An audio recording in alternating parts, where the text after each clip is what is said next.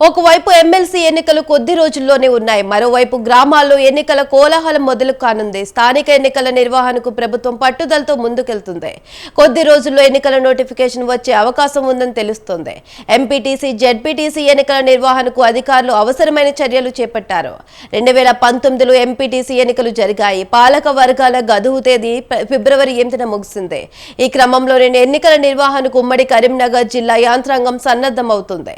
ఇప్పటికే పాలక వర్గాల పదవీ కాలం పూర్తి అయి చాలా రోజులు అవుతున్న దృష్ట్యా అధికారులు వేగంగా ఏర్పాట్లు చేస్తున్నారు.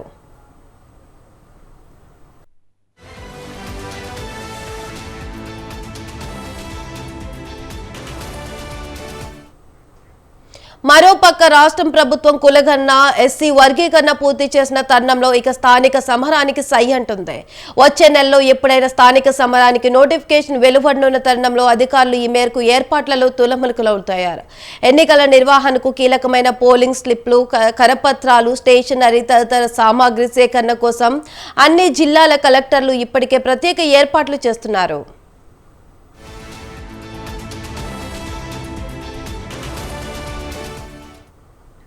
యంత్రాంగం కరీంనగర్ ఉమ్మడి జిల్లా వ్యాప్తంగా ఎన్నికలు సజావుగా సాగేందుకు అవసరమైన స్టేషనరీ, కరపత్రాలు, పోల్ స్లిప్లు తదితర ముద్రణల కోసం టెండర్లు పిలిచారు.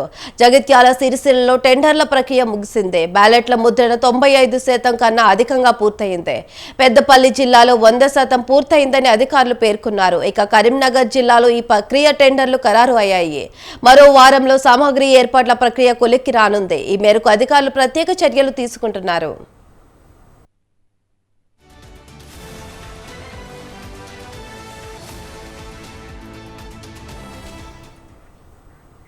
స్థానిక సంస్థలకు వచ్చే నెల 20వ తేదీలోగా షెడ్యూల్ వచ్చే ఛాన్స్ ఉందని తెలుస్తోంది. ప్రభుత్వం కూడా వేగవంతంగా ఏర్పాటు చేస్తుంది.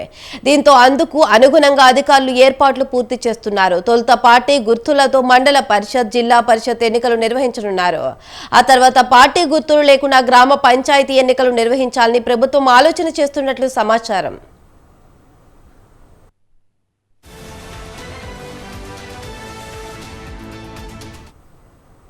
కులగన్న సర్వే, ఎస్సీ వర్గీకరణ అనంతరం రిజర్వేషన్లు కూడా పెరుగుతాయని పోటీ చేసే అభ్యర్థులు కొండంత ఆశలు పెట్టుకున్నారు. ప్రస్తుతం 28% ఉన్న బీసీ రిజర్వేషన్లను 42% పెంచుతాననే ప్రచారం జరుగుతుంది. అయితే అది చట్ట రూపం దాలిస్తేనే సాధ్యమవుతుంది. అది సాకారకం అయితే ఈసారి బరిలో దిగే బీసీ అభ్యర్థులు భారీగా పెరిగే అవకాశం ఉంది. మొత్తానికి రిజర్వేషన్ మాట ఎలా ఉన్నా స్థానిక సంస్థలకు ఎప్పుడు నోటిఫికేషన్ వచ్చినా ఎన్నికలు నిర్వహించేందుకు కలెక్టర్లు, అదనపు కలెక్టర్ ఏర్పాట్లలో తలమునకలయ్యారు.